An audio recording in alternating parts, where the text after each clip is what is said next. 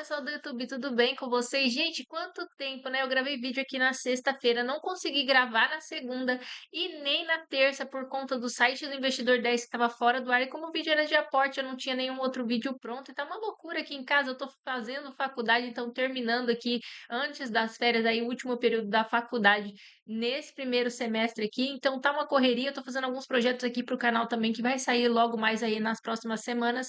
E por isso eu quero pedir desculpa para vocês por não trazer novos vídeos aqui essa semana, mas hoje já estamos de volta aí, normalmente com qualidade de vídeos aqui semanal do canal, tá bom? E hoje, gente, o vídeo aqui, como vocês já sabem, é de aporte, tá? Hoje a gente vai falar do primeiro aporte do mês de maio de 2025. Se for ver, tá até um pouquinho atrasado, mas vai sair esse vídeo ainda hoje para vocês. E neste mês, o valor total de aporte, quer dizer, essa semana, o valor total de aporte aqui é de R$ 3.050. Eu direcionei esse dinheiro para algumas posições e também para adicionar mais algumas outras aqui na carteira. Eu vou explicar tudo bem direitinho para vocês poderem entender. Vou mostrar como que ficou a carteira atualizada, comentar também sobre a tese por trás de cada compra e também trazer para vocês alguns insights que eu peguei recentemente sobre o mercado financeiro que eu vi e que eu li também sobre essa semana e que aborda aqui alguns dos ativos que eu vou colocar na carteira. Então, se você gosta desse tipo de vídeo,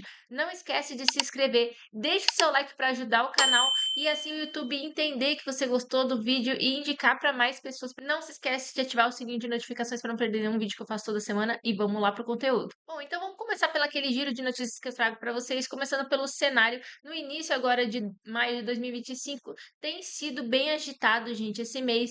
No Brasil, a expectativa gira em torno da decisão do Copom sobre a taxa Selic que acontece entre os dias 6 e 7 de maio. Vou mostrar o calendário para vocês aí na tela. Inclusive, é hoje e amanhã. E o mercado também está de olho nas projeções do Boletim Focus e da inflação também e do PIB. Já aqui nos Estados Unidos, a atenção está voltada para a decisão dos juros do Federal Reserve, gente, que é o Fed, é como se fosse o Copom aí do Brasil, que também define aqui a taxa de juros aplicada nos Estados Unidos. Então, além disso, o mercado está monitorando as negociações comerciais entre China e Estados Unidos e as possíveis novas tarifas, que sempre trazem muita volatilidade para o mercado. Então, até que esse assunto esteja resolvido, a gente ainda vai ter muitas oportunidades, tanto no mercado exterior quanto no mercado interno brasileiro também. Em termos de desempenho recente, o Ibovespa mostrou alguma recuperação na semana passada, mas o dólar também ainda segue bem volátil, como vocês podem ver. As bolsas americanas tiveram uma boa semana também, começaram com mais cautela devido às negociações internacionais. Então, nesse contexto todo de notícias que eu trouxe aqui para vocês, com decisões importantes de juros aqui no Brasil e nos Estados Unidos também, a estratégia para essa semana é manter a disciplina nos aportes mensais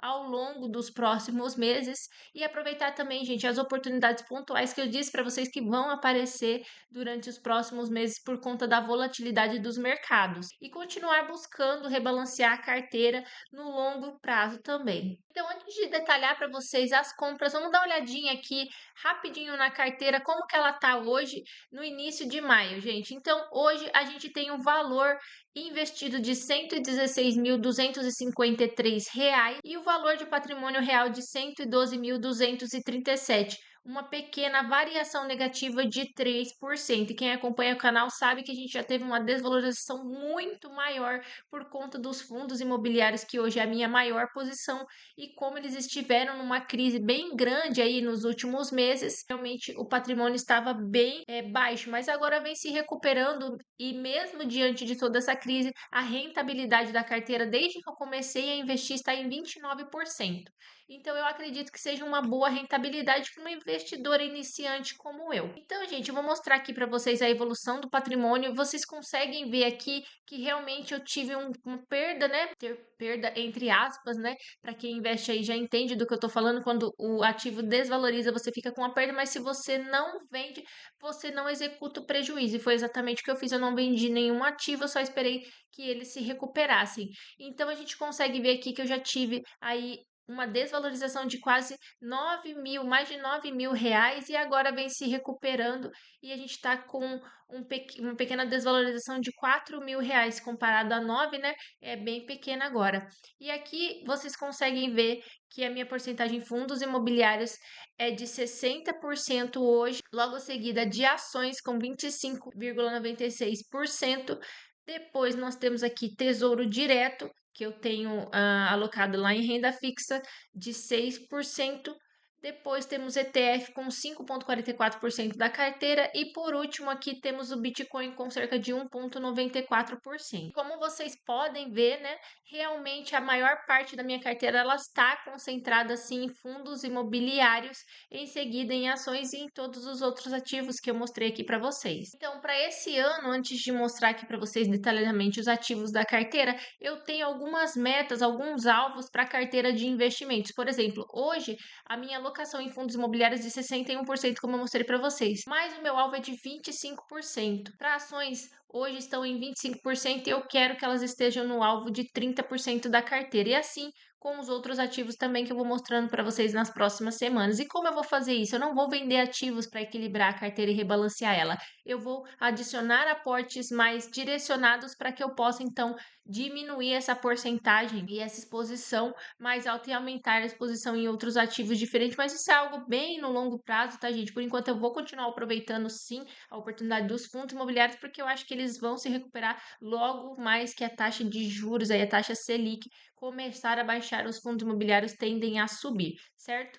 Então, gente, é interessante vocês notarem essa diferença atual da minha carteira para o alvo que eu quero chegar, tá? Eu tô bem acima do objetivo, mas aos poucos aí, como eu disse para vocês, eu vou corrigindo isso. Então, vamos aqui para o detalhamento da carteira, gente. Aqui em ações eu tenho 7 ativos: Banco do Brasil, Itaúsa, Vale, Sanepar, Klabin, Taesa e BBSE, que é a seguradora do Banco do Brasil. E hoje a gente está aqui com uma variação negativa apenas para a Vale de 4,22 e Klabin de 5,64. Olhando aqui a rentabilidade desde que eu comecei a investir, a maior rentabilidade que eu tive até hoje é de Banco do Brasil, com cerca de 55%. Ou seja, desde que eu comecei a investir há mais de 1 ano e meio atrás, as ações do Banco do Brasil já se valorizaram 55%. Então, já se valorizaram ali do dinheiro que eu investi metade. Então, isso é muito legal, gente, ter esse comparativo aqui. Esses dias que o investidor 10 estava com problema, eu fiquei perdidinha porque eu queria ver os dados da carteira e tudo mais,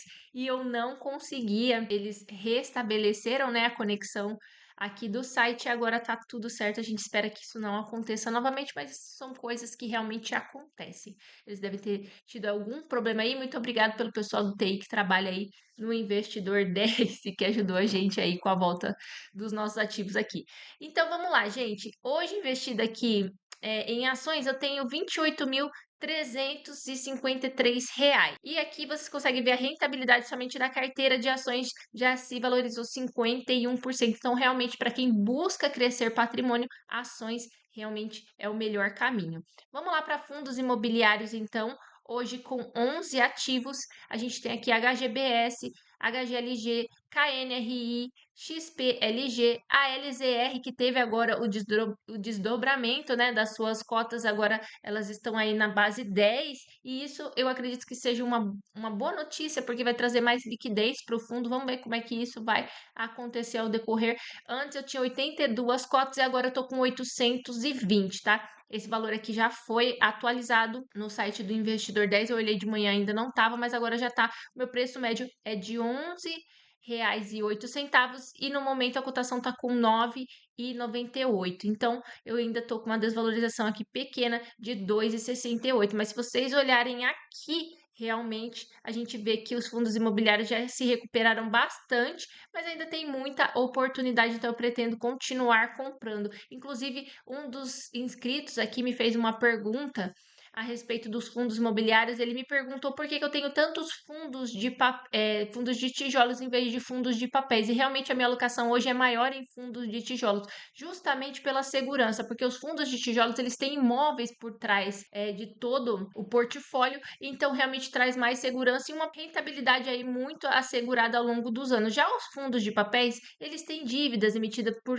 CRIs e CRAs, então realmente, gente, acaba dando um pouco mais aí de risco risco, eles trazem maior rentabilidade, é óbvio, mas também está atrelado ao risco. Eu pretendo aumentar essa porcentagem de fundos, de papéis, mas em um outro ciclo de mercado. Se você quer entender sobre ciclos de mercado, eu vou deixar aqui na descrição desse vídeo um vídeo que fala sobre os ciclos de mercado, que é extremamente importante para todo investidor saber. Se você não souber como aproveitar os ciclos de mercado, você vai comprar ativos na alta, vai vender na baixa e vai tomar um baita prejuízo. Então, você precisa saber acompanhar o ciclo de mercado para você pegar as melhores oportunidades. E a gente está exatamente em um ciclo agora, onde os fundos de tijolos estão mais baratos do que os fundos de papéis, isso na questão de rentabilidade no longo prazo. Então, hoje a minha carteira, ela é muito mais que 80% aí de fundos de tijolos, mas isso vai se equilibrar lá para frente quando a taxa Selic começar a fazer a reversão, tá, gente? Então,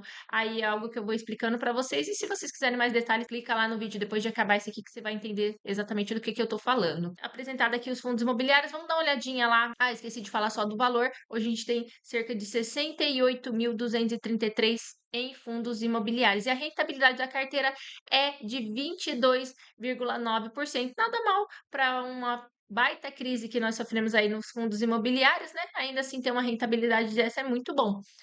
Temos aqui na carteira de cripto somente Bitcoin, que é o único ativo que eu tenho.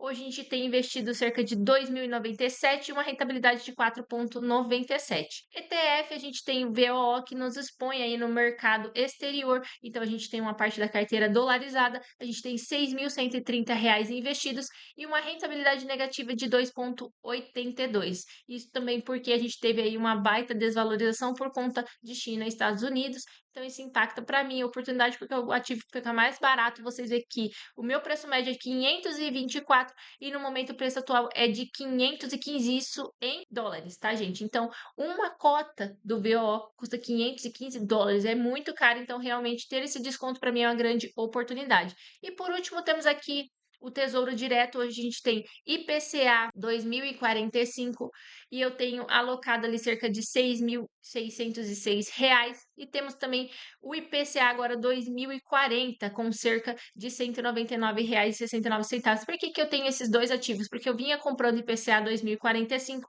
aí teve aquela troca lá no Tesouro Direto, eles tiraram esse ativo, né, de lá de comercialização e agora só sobrou o IPCA 2045 com juros semestrais, que eu não gosto, porque para mim não vale a pena por conta do IR. Então, que é o imposto de renda.